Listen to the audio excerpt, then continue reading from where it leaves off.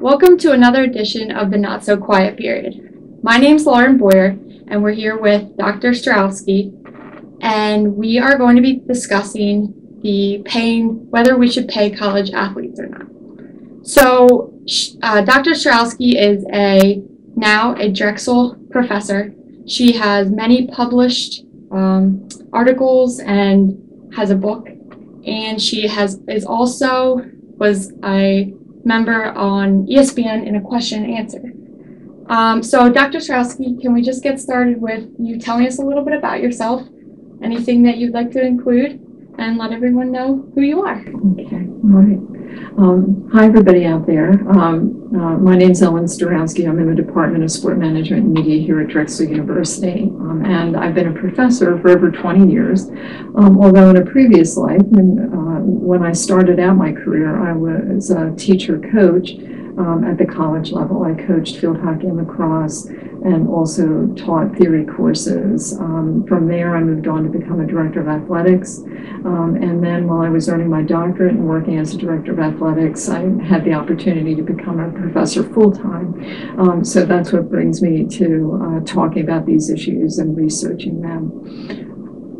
Okay. So to get started, in my research, I had come across an article that had to do with some of the money that colleges actually bring in. The University of Texas, who had $150 million in revenue and only $133 million in their expenses, which again is very unusual. Only the bigger universities who have the more successful programs.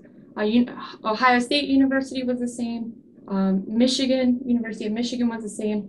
And on average, their profit that they brought in was around approximately $10 million. Can you talk a little bit about that? And again, it's not as easy as the numbers, but can these colleges, can these athletic departments afford to pay their athletes? Yeah, I think it's going to take us more than a 30-second or 15-second segment to get at this, but I think your question is a really good one, and the answer to that is yes, they can. However, I think what we're talking about is a rethinking of the business model that the big-time college sport programs are operating under right now.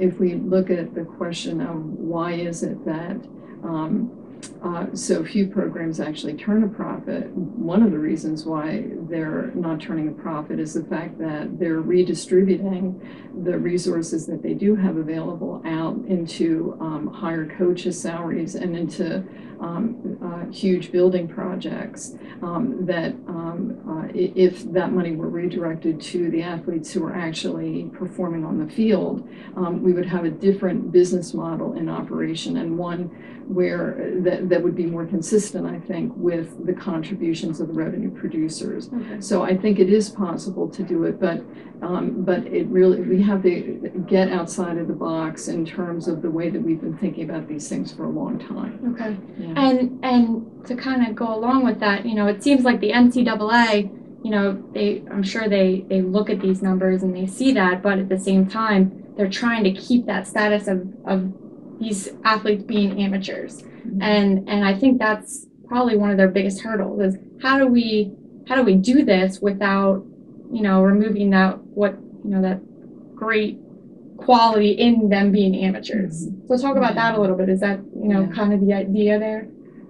It's interesting in terms of what the hurdle is from the NCAA's perspective. On one hand, they do have a pillar of amateurism, but on the other hand, there is an increasing number of researchers and legal scholars who are beginning to really address the mythology of amateurism at the big time level. And one of the things that we found, and I'm one of those people who wrote about this back in 1999 or 1998 in a book I co-authored with Alan Sack called College Athletes for Hire, the NCAA, the Evolution and Legacy of the NCAA Amateur Myth. And the whole term student athlete is actually a legal fiction. It was designed to redirect our attention away from the fact that the scholarship system is actually a pay-for-play system. And as a result of that, I think that when we talk about amateurism, we're really talking about a whole network of business practices that have been designed to obscure this labor force. And part of what's being challenged right now is the status of the revenue-producing athletes and whether or not it's really befitting of institutions of higher education to pretend that these athletes have not been put into a very unusual situation that denies them employee rights. And also the benefits that go along with that. And I think where things really get entangled in a way that's not helpful is all of the other athletes and all of the other lower divisions get pulled into this discussion. And I think it's very, very possible that we can continue to have amateur educational athletics for the vast majority of athletes participating in college, but we need to get to a point of recognizing that those revenue producers are different and need to be recognized as. I agree with you, and to go into the next question, the broadcasting rights, and they just in the past year, CBS and Turner Cable signed a gigantic deal with the March Madness and the NCAA.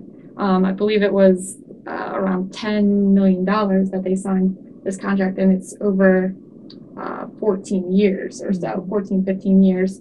And then the same with the ESPN and the BCS, $500 million for a partnership. Mm-hmm. So, talk about that a little bit.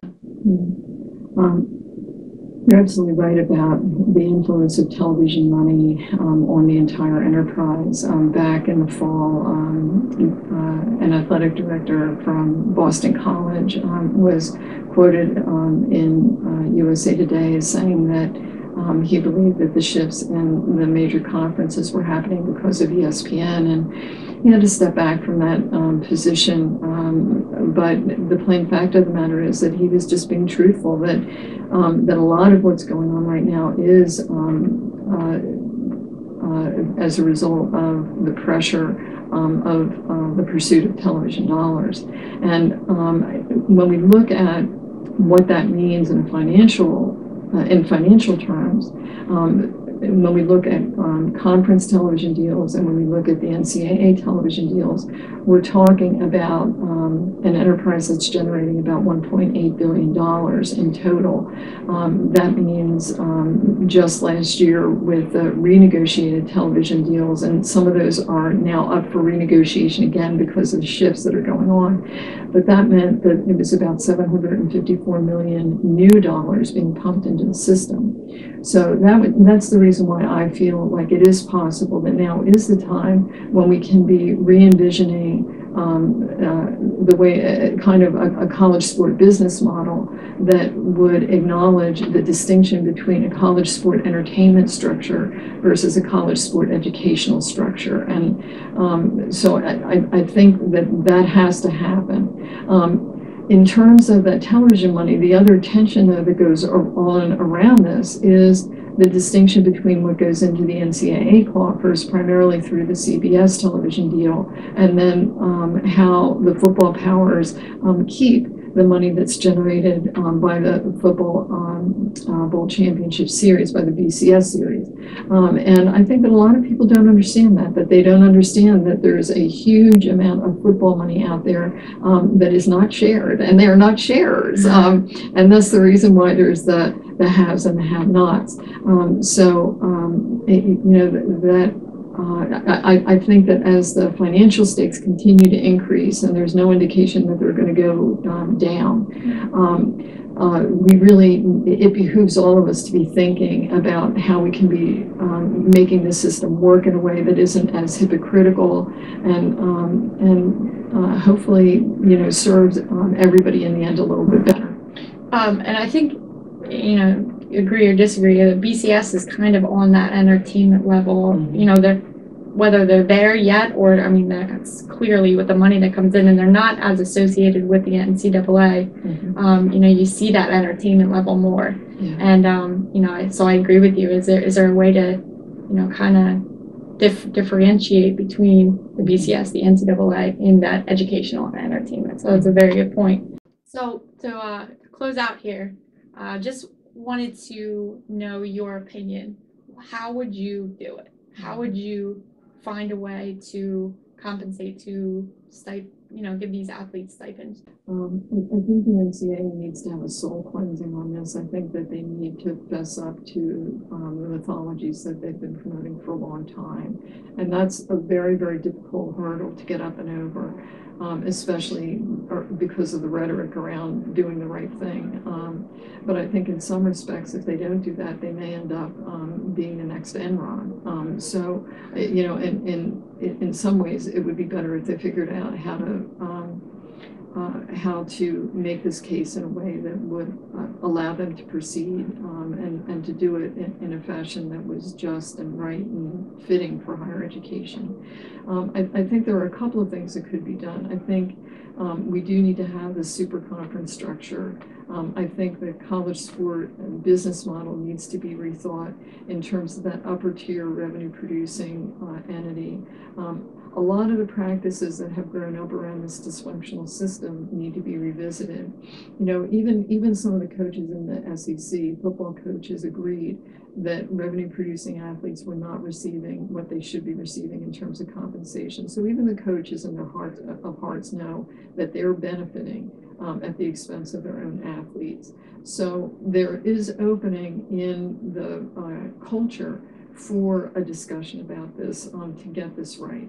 But what it is going to require is it is going to require backing off of those huge coaches' contracts. It's going to require that that a lot of the other practices around major division FBS schools may need to be rethought. All of the men's basketball and football take up over 80% of all of the expenses associated with men's sport at that level. 80%. And what that means is there may be all kinds of streamlining that could go on within that system and economies of scale if it were approached as the business that it should be, rather than this unregulated entity where all of these compromises are made just to keep this mythology afloat. So I could go on and on. No, it's again a lot of really good points, and just with a lot of these topics that we're talking about, research sometimes only takes you so far. But I mean, you obviously have a very good knowledge of this, and I would like to thank you very much for agreeing to do this. I'm very appreciative. You have an amazing background and knowledge of this issue as well as some other ones. So I've heard. So I really do thank you, and tune in for our next edition of the Not So Quiet Period.